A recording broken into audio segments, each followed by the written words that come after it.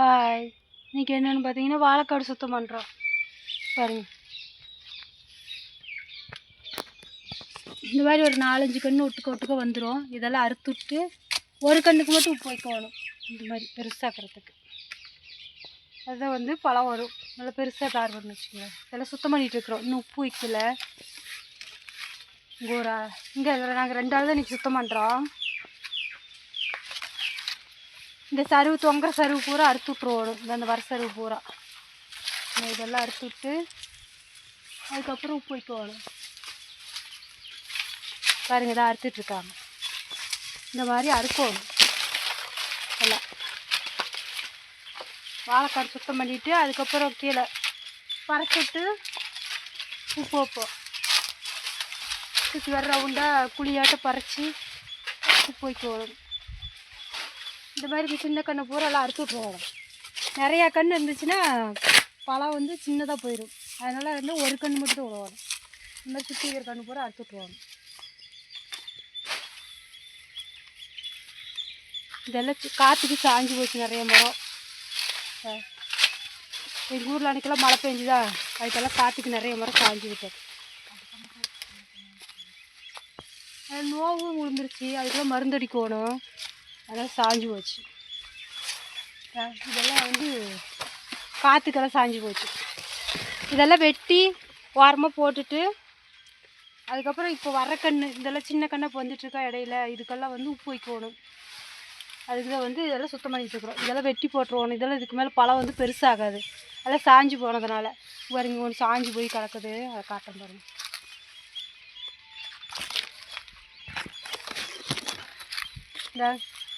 இந்த மாதிரி எல்லாம் சாஞ்சி போயிடும். இப்படியெல்லாம் சாஞ்சி போச்சு. இது வந்து சாஞ்சி போச்சா, இது சாஞ்சது வந்து வேஸ்ட்டாக போச்சு. அவ்வளோதான். இது பழம் வளர்றதுக்கு மேலே பெருசாகாது. மரம் அப்படியே காற்றுக்கெல்லாம் சாஞ்சி படுத்துருச்சு. இந்த பழம் அவ்வளோதான் வேஸ்ட். மாட்டுக்கு தான் கொடி போடணும். அப்படியே படுத்துருச்சு, சாஞ்சி போச்சு.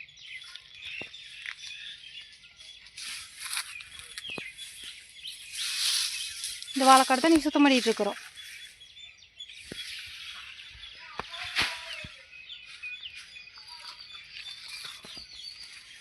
இதை சுத்தம் பண்ணிட்டு தான் அப்புறமா பறித்து வைப்போம். பிடுங்கி விட்டுட்டு அடுத்து உப்பு வைக்கலான்னு சொல்லிட்டு. இல்லைன்னா அந்த உப்பு வச்சோம்னா அந்த பூடு பில்லுக்கு தான் கேட்கும். அது வேறு இழுத்துக்குமா. அதனால் வந்து நாங்கள் இந்த பூடெல்லாம் பிடுங்கி விட்டுட்ருக்குறோம். நிறையா புல் எல்லாம் வெறும் பூடாக வந்துருச்சு. இதெல்லாம் பிடுங்கி விட்டு அதுக்கப்புறம் தான் எல்லாம் உப்பு வைக்கணும். அதை க்ளீனாக எல்லாம் சுத்தம் பண்ணிவிட்டு வாழை சருவெல்லாம் காலையில் அறுத்து இன்னும் வேறு ஆச்சு. நல்லா இப்போ மறுபடியும் இந்த பூடெல்லாம் பிடுங்கி விட்டுட்டோம். எல்லாம் பிடுங்கி இதெல்லாம் இப்படி போட்டாலே போதும். இந்த வாய்க்கால் மாதிரி இருக்குது, அதில் போட்டாலே போதும். அந்த சருவெல்லாம் அறுத்து அதுவே வந்து தண்ணி பாய் அப்படி இத்து அதுவே வந்து உரமாயிக்கும் காட்டுக்கெல்லாம்.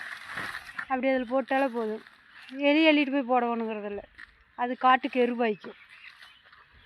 அதனால் நாங்கள் அறுத்தது இப்படி நெட்டாக அந்த பட்டத்தில் ஒரு பட்டம் விட்டு ஒரு பட்டம் போட்டால் நம்ம நடக்கிறதுக்கு இதெல்லாம் கொஞ்சம் வசதியாக போயிடுமோன்னு நாங்கள் அப்படி போட்டுக்குவோம். எப்படி இருக்குது பாருங்கள். சுத்தம் பண்ணிட்டா இப்போ உப்பு வைக்க போகிறோம். வேறு உப்பு அள்ளிக்கிட்டு போகிறோம்.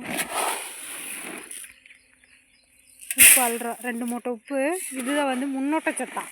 இந்த பக்கெட்டில் பக்கெட்டில் இது முன்னோட்ட சத்து. இது 2ஐயும் கலந்து கொஞ்சமாக போடணுன்னாங்க. ஒரு பக்கெட்டுக்கு ஒரு கை போதுன்னாங்க. ஆமாங்க, அப்படியே சொன்னாங்க. ஒரு கை போட்டு கலக்கி வச்சா போதும் அப்படின்னு சொன்னாங்க. ஒரு பக்கெட்டு உப்புக்கு 2 ஒன்று தான். 2 ஒரே உப்பு தாங்க. அந்த முன்னோட்ட சத்து மட்டும் ஒரு கை போட்டுக்கிறதுலாம் போட்டு கொண்டு போய் அங்கே வாழை மரத்துக்கிட்ட கிண்ணம் பறித்து வைப்போம். எப்படி பறித்து வைக்கிறது காட்டுறாருங்க. உப்பு கலக்கிட்டோம். பக்கெட்டு தூக்கிட்டு காட்டுக்குள்ளே போகிறோம். இதே வேறு கலக்கணும் உப்பு 2ஐயும் கலந்துட்டோம். இப்போ காட்டுக்குள்ளே போய் அங்கேருந்து வைக்கலான்ட்டு போய்கிட்டு இருக்கிறோம். ஒரு பக்கமாக வந்து வச்சுட்டு இருந்தோம் அப்படின்ட்டு உப்பு எடுத்துக்கிட்டு குண்டால் கொண்டு வந்து வச்சுக்கிறேன். உப்பு எடுத்துகிட்டு போய் போகிறோம். இதுதான் எங்கள் வேலை, இன்னைக்கு வேலை செய்கிறோம். தோட்டத்து வேலை வாழைக்காட்டில். பாய்.